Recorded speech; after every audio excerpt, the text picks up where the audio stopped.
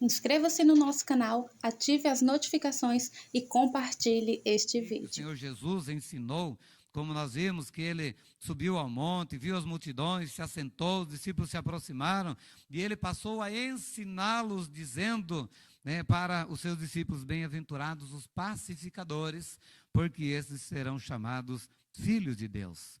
Então, esta bem-aventurança não está relacionada apenas à ausência de conflitos. Se você for no cemitério, você vai ver que não tem conflito. Eu já fui muitas vezes, né, em horários diferentes, e não vi briga, discussões pelo espaço, calor, aquela coisa toda, né? Vizinhança brigando ali. Então, não é dessa paz que, na verdade, o texto está dizendo aqui. Ele está se referindo aqui à questão de relacionamento com Deus e com o próximo. E para isso precisa estar vivo. Então, ele está falando de paz para os vivos, para nós. Ele não está falando de paz para aqueles que já partiram lá. Não, é para nós, nesse mundo, nesse tempo em que nós estamos vivendo. Esta bem-aventurança, ela não está relacionada também a dar um tempo para os problemas.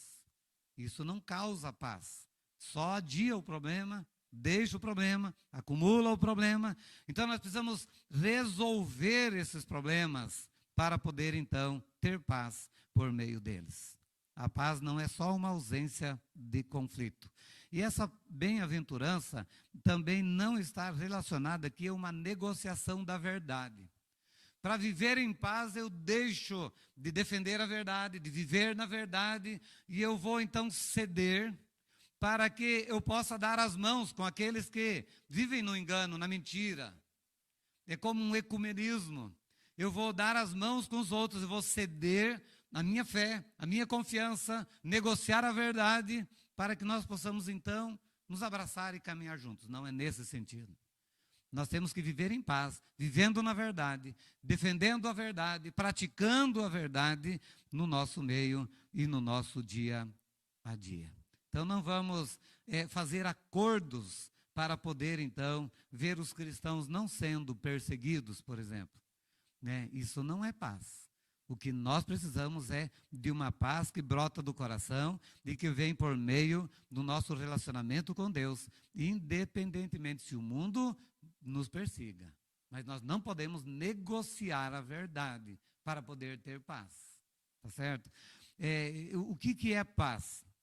Certa vez, vocês encontram isso aí na internet, de formas muitas vezes diferentes, a história, mas diz que um rei, ele convocou muitos artistas para fazer ali uma competição, fazer uma pintura de um quadro que melhor representasse a paz, e que trouxesse esse espírito de paz ao olhar para aquele quadro.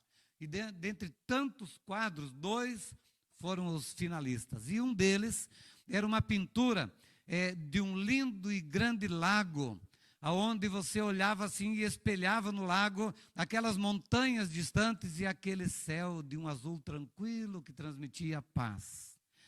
O segundo quadro, que foi dos finalistas, ele também tinha montanhas, mas essas montanhas eram perigosas.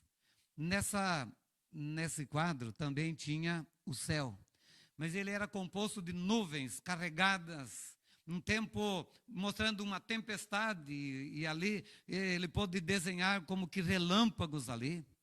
E ele também mostrou ali que na encosta daquelas montanhas descia uma cachoeira com grande quantidade de água, com aquela força, com aquele poder, com aquela violência. E ao lado daquela cachoeira tinha um arbusto. E no arbusto, os pássaros tinham construído um ninho, e a pássara, como é que chama lá?